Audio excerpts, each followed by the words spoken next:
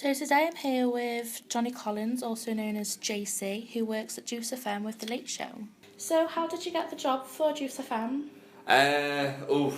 I'm 30 odd now, right? Even though I probably look about 40. I started voluntary when I was 13 in a station in Southport. Did a couple of years there, moved to Rock FM in Preston when I was about 16, and then moved to Juice in about 2008. So I kind of got the job from June FM to Rock FM from someone I knew, and that same person ended up coming to Juice from Rock FM. So it's kind of not what you know, it's who you know. You still got to be good at your job. Yeah. But that's kind of, I've never actually had an interview for Juice. I just sort of got the job and worked my way up, really. Okay, so you've been working here since 2008. Yeah. What do you enjoy most about working at Juice FM? Do you know what? This it's a cheesy thing, but like all of us are really good mates, which makes the job a lot easier. Yeah.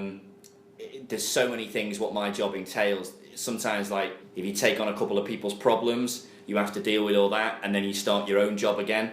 So it can be like, you can lose half a day just by dealing with other people's, like, grief, what's gone on, when you've got to fix problems if you've said something wrong, or you slag someone off and you shouldn't have. So all that can sometimes get in the way. But what I enjoy is, like, not every day's the same. You know, you can have a week of dead quietness, and all of a sudden you've got, like, every pop star in the world coming in, so you just don't really know what you're going to get. So for a variety, then that's quite a good thing in here anyway. You've interviewed a variety of people, from the 2 Pints Lager and Packet Chris Hart to Ralph Little, to Sam from the Anyways Essex, Stephen Mark Hopper from Blink-182. Who is your favourite person that you've interviewed? From Blink, I love Blink-182, so speaking to Mark was quite cool. I was a bit nervous at speaking to him. Anybody else you don't really get that nervous of, really, but I think when you like someone you can do.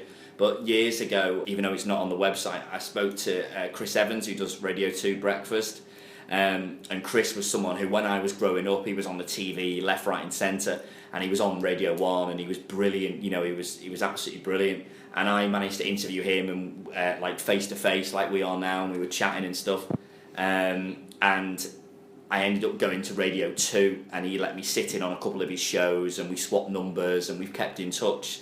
So in terms of someone who I idolise and who has done brilliant in the field what I wanted to do as a job, then I guess it'd be Chris Evans, really. So yeah, he's a bit of a ledge.